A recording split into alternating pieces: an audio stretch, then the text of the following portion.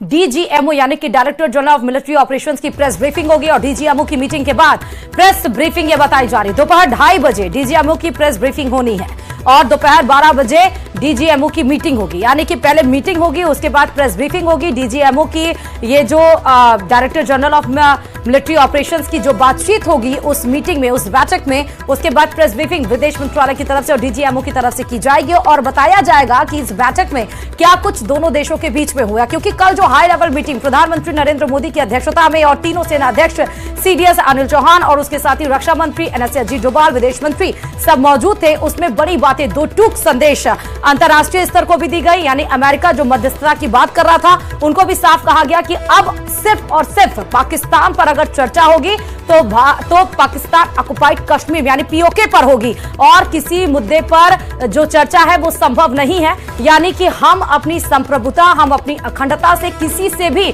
हम कंप्रोमाइज नहीं करेंगे, चाहे वो इंटरनेशनल लेवल की बात हो, चाहे वो पाकिस्तान से बात हो।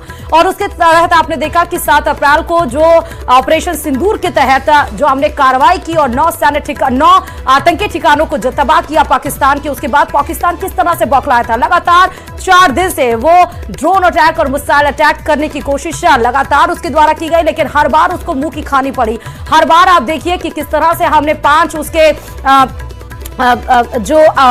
पूरे मिसाइल जो उसका मिसाइल एयरबेस है उसको हमने नस्तनाबूद कर दिया, हमने एयर डिफेंस सिस्टम उसका नस्तनाबूद कर दिया। उसके बाद जब उसको लगा कि नहीं, भारत अब पीछे हटने वाला नहीं और उसकी एक कार्रवाई, एक अगर वो हमला करता है उसका जवाब उसको कितना भारी नुकसान के साथ उठाना पड़ता है, उसके बाद वो घुटने पर आ गया और सीज फायर उसके बाद हुआ। लेकिन आज डीजीएमओ की 12 बजे जो मीटिंग होनी है बहुत ही अहम है और 2:30 बजे उसके बाद प्रेस ब्रीफिंग होगी।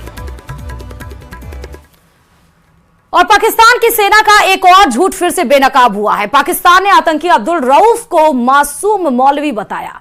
जी हां, दरअसल पाकिस्तान की सेना ने आतंकी अब्दुल रऊफ की एक वायरल फोटो पर सफाई देते हुए दावा किया कि वो शख्स एक सामान्य नागरिक और समाज सेवी है और उसका लश्कर से कोई लेना देना नहीं। लेकिन जो आईडी कार्ड उन्होंने दिखाई उस